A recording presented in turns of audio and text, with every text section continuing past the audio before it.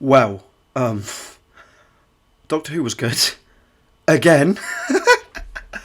Oh my word. This series just keeps going from strength to strength. We're on week 2 and I'm loving it. I'm loving this. I mean, do we call it a series? It's not a series. This is part 2 of one story and it's brilliant. And the one thing I was looking forward to this week was that I knew it wouldn't be as chaotic as episode 1.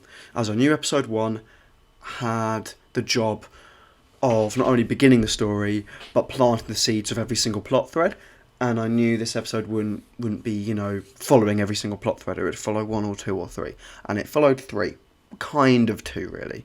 The Sontaran aspect through Dan and the Doctor in 2 different time zones, and then the Temple of Atropos, which actually wasn't set up in the last episode, but it's kind of the Vinda plot thread as he bumps into Yaz.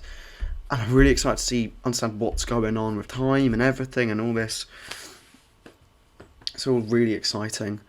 But yeah, I think what I need to do is just walk back through the story. So after last week's cliffhanger, somehow they are just in the Crimean War. No explanation. The TARDIS has landed and they are just on the floor. They're just like, what the hell's happened? I have no idea how that happened. I'm hoping there's an explanation, because otherwise then it is just... I mean, do I even call it Deus Ex Machina? Because it's not even like... Literally, they've just appeared alive. Like, we haven't even got an explanation, but I would like one. But they go to the Crimean War, and very shortly after that, they bump into Mary Seacole, and very shortly after that, Yaz disappears, and Dan disappears.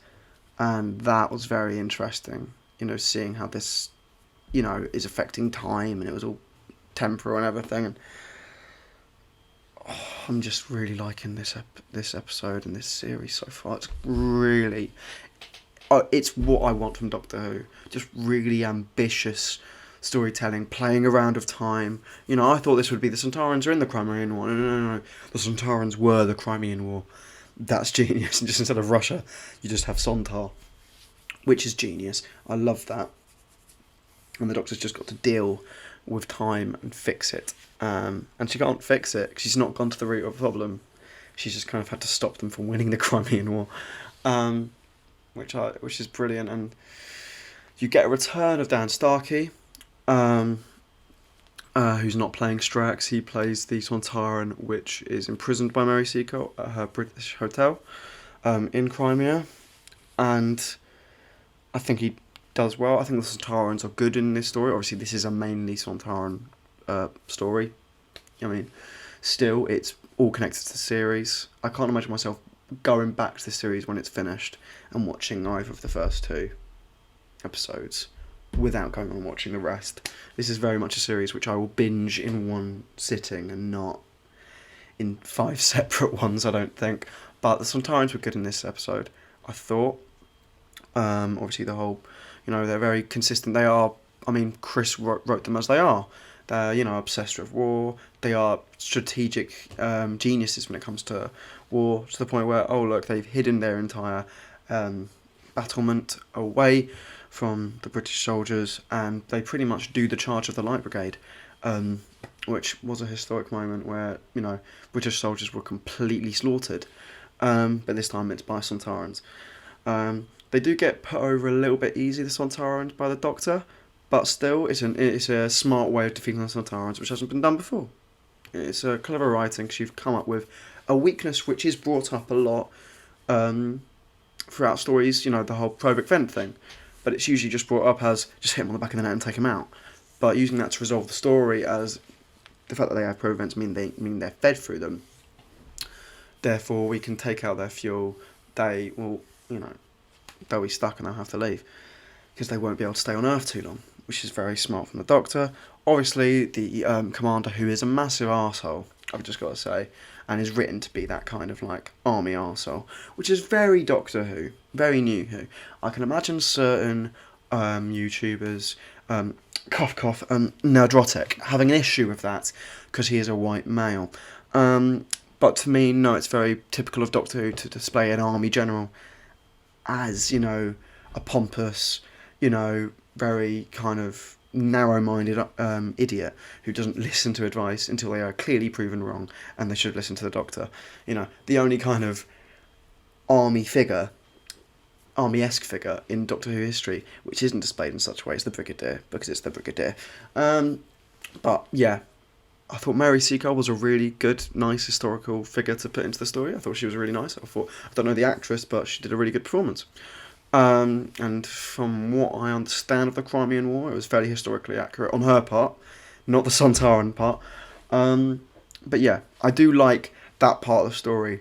I'm now going to leap over to the Dan part of the story, which I thought was fine. So you get a short moment with his mum and dad, it's been 2 days since Halloween, so we are now on November 2nd for them, and the Sontarans have taken over the Earth, and they went to Liverpool first. No explanation as to why they went to Liverpool first. That's still a mystery. We don't know why, but they went to the docks, and that's where they planted all their ships. And Dan eventually gets into a ship. I love Dan in this episode. Dan's quickly becoming a companion I really like. I don't know what it is about comedians playing companions. You got Nardo, Donna, and now Dan, and I'm loving all of them.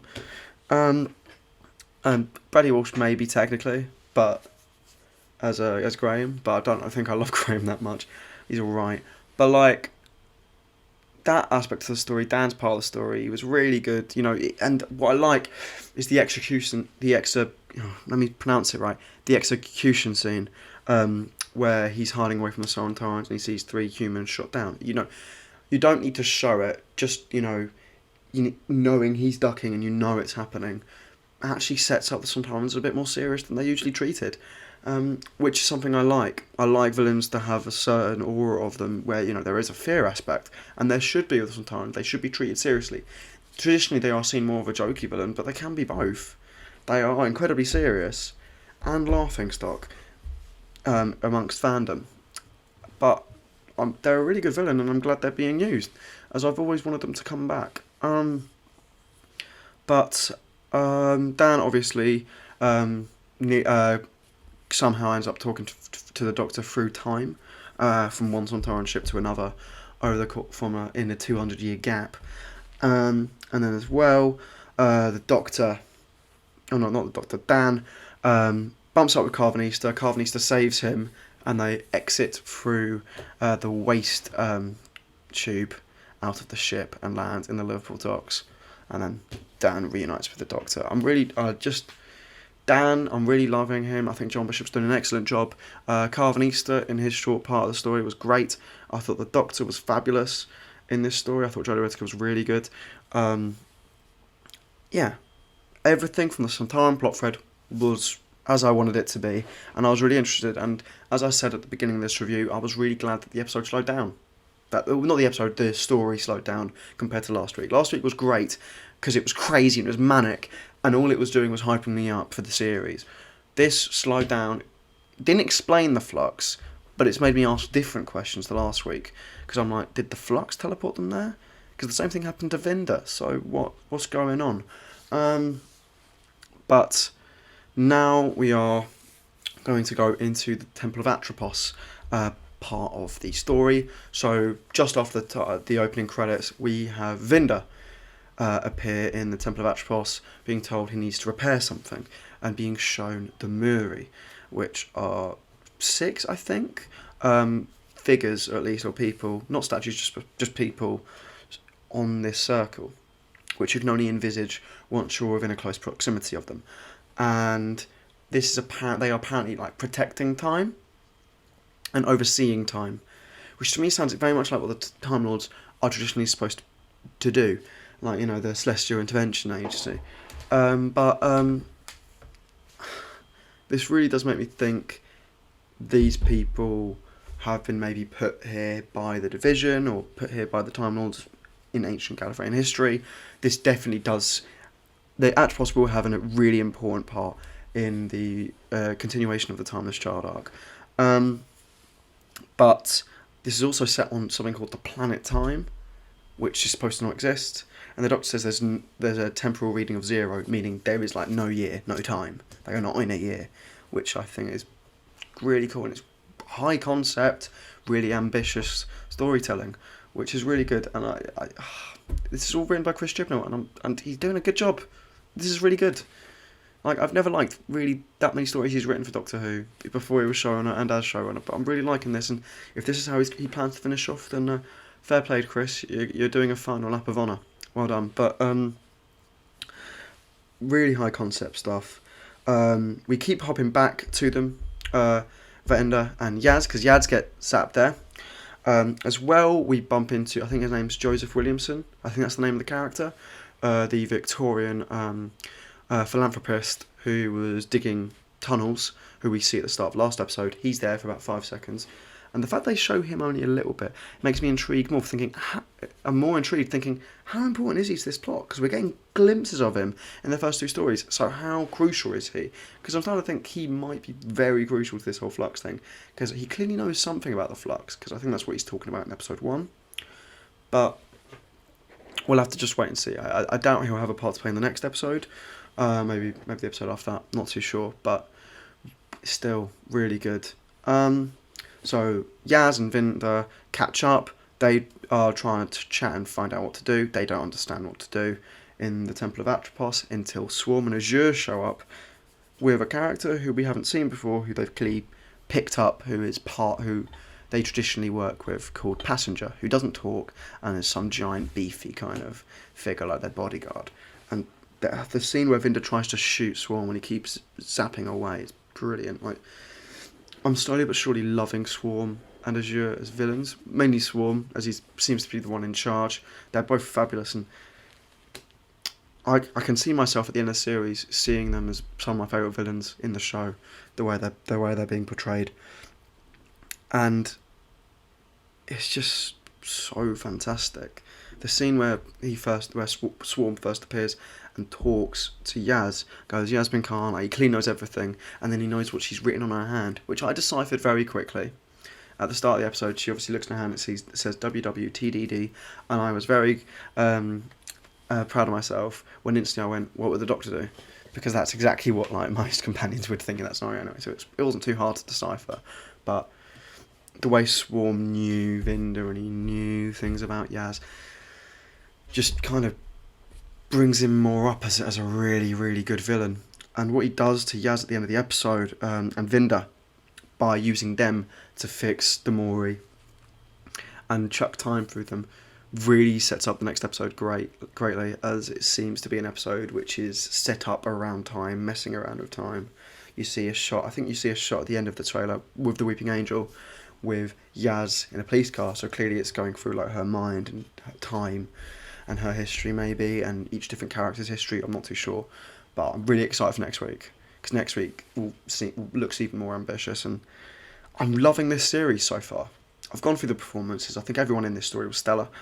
I really just like where this whole plot is going. It's a shame that's the end of the Sontarans in this arc, but they aren't too crucial to the Flux, so we'll just see where the story goes. I'm excited to see where next week goes, as I think we'll see a lot more of Swarm in the next one, and then after that it is going to be the Village of the Angels in chapter 4, which I'm very much looking forward to, because it's co-written by Maxine Alderton, which gives me a little bit more hope, because she wrote Haunting of Villa Diodati, which I thought was a very good episode last series rather. But this has really gotten off to a good start, a really terrific start for Flux. War of the Sontarans, it's bog standard title, very classic Who. I do like the of the titles, they're very traditional, but yeah, very good story. Really happy with how the plot went, and despite the fact that they had to deal with the Sontarans in the past, Sontarans in the future, and Atropos, which was completely unconnected to the Sontaran plot, I think it worked. And it dealt with itself well enough, and it definitely deserved the 60-minute runtime to kind of give everything space, and it gave everything that little bit more space than it had last week. And I think last week should have had a 60-minute runtime. I think Chibnall probably wanted it, and he couldn't be granted it. I think he probably fought for a 60-minute runtime for almost every episode, probably, and he could only guarantee a certain amount, and he's probably had to shaft 10 minutes in a few episodes, last week being one of them. But it definitely was a good episode. It definitely was. And I'm going to watch it again. I mean, last week's episode I've already watched about six times. I'm going to watch this one again and again and again until next week. You know, it's one thing being excited for Doctor Who being back, but it's one thing for being excited that Doctor Who's actually good at the moment. I've said after the Russell T Davies news that I didn't really care about this series, and I was like, do you know what, I'm not worried anymore, and that really helped me going into episode 1, because I was just going, do you know what, I'm just happy for Doctor Who to be on, because I know it's going to get better eventually, so let's just see what happens. And Chris Chibnall is doing a really good job. Jodie Whittaker's getting a series by the looks of things that she deserves to finish on, and I have faith that they're going to actually do something with the end of Jodie Whittaker's era, which will finish in just under a year. But this really has been a fabulous start to the new series. We're a third of the way through already, which feels very, very weird. But, you know, I'm absolutely loving it. But we're just going to have to wait and see how this plot continues. We need to actually understand what the Flux is. We have no idea what the Flux is still, kind of, because it's supposed to destroy things. But does it teleport people like Vinda and the Doctor and whatnot? I don't know. I'm really excited to see more about the TARDIS, which clearly Swarm understands, saying like the TARDIS is screwing up because of time going wrong with Atropos. I don't know. I was hoping it would be deeper than that. I don't know if that is the pure explanation, because I thought the TARDIS going on would be something which would go throughout the entire series. But if it is just Atropos, maybe it'll probably be resolved mid-series, which I'm not too sure about. But you know, that's a plot thread which we can look forward to for the rest of the series. I'm not going to theorise or anything. I don't think it's my kind of thing. I think I'll just come up with dumb stuff. I mean, my theory for this episode was how the cliffhanger would be resolved, which is the other doors which open in the TARDIS is how they escape. And considering they don't remember how they escape, I highly doubt it's that. But I'm really happy with everything so far. And next week, I'm just so looking forward to next week. But those are my thoughts. If I could give this episode a rating, I mean, I didn't say it last week. I meant to. Last week, just for clarification, I'd have probably given a 7 out of 10. This week, I'm going to give it an 8 out of 10. Maybe an 8.5. Nothing's a 10 for me. No story's a 10. Even Heaven Sent, I wouldn't give a 10. There's not many stories out there which can get a 10 for me, but this was fabulous. 8 out of 10 for me. This was a really good story, and I was really happy with it. I mean, I'm calling it a story. It's not. It's a part 2. But, you know, part 3, chapter 3 next week, definitely going to be a good one, I think. And I have faith in the in the show, and I actually have faith in Chibnall to wrap this up. Well, I'm liking it. So, yeah, those are my thoughts. What about yours? What did you think about this episode? Comment below what you thought. Please like the video and also subscribe if you're new. As well, ding the bell for notifications. Also, I've got an Instagram, which is at _board_Whovian. There, I will post and put stuff on my stories about Doctor Who. I'll post when I'm uploading on YouTube, post about my videos, and all sorts. I may post a meme when I can be bothered. But yes, that is it. That is my Doctor Who video, one and done. Here we go, first take. But yeah, Doctor Who Flux, 2 episodes in. It may be one of my favourite series of the new Who era, the way it's going. I'm being completely honest, I'm loving it. But that's all from me. I've been the Bored Whovian, and I'll see you around.